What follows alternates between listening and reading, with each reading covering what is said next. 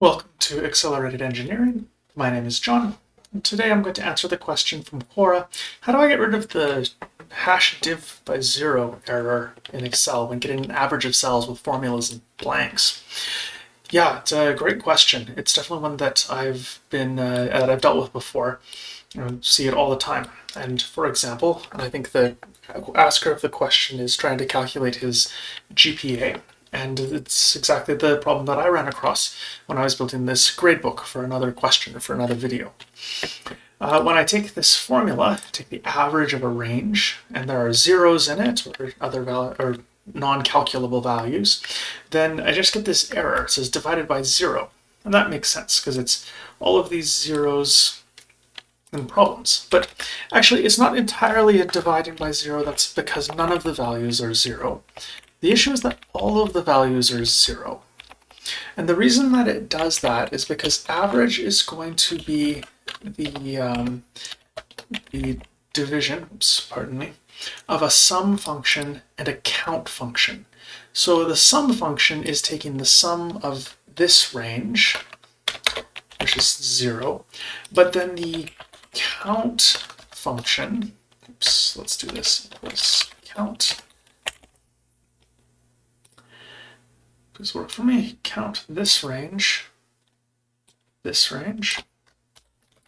is also returning a zero. And what the average does is it tries to divide this zero by that zero, and then there's an error.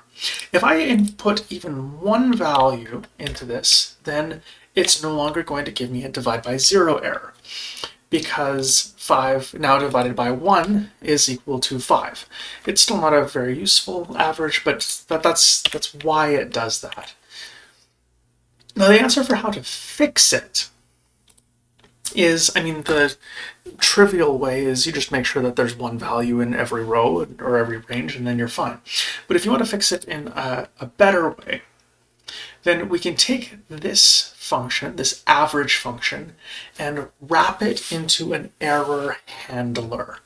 Now in Excel, the default error handler is the function, or the one that everybody uses at least, is IFERROR. And the arguments for IFERROR are the value, and then the value to return if there is an error. So if we take IFERROR and feed it this cell that contains an error, and then give it something to spit out when it finds an error.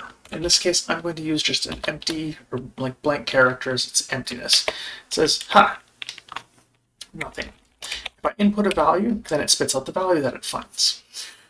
So that's good. That's the behavior that we want.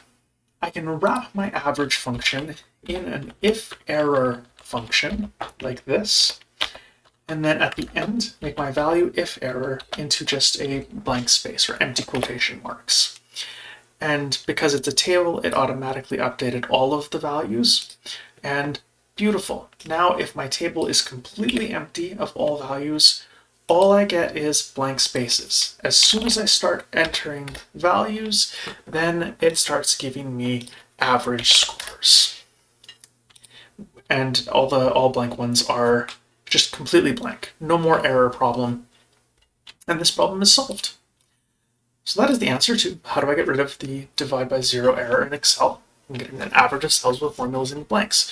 This explains how to fix it and why it's a problem in the first place.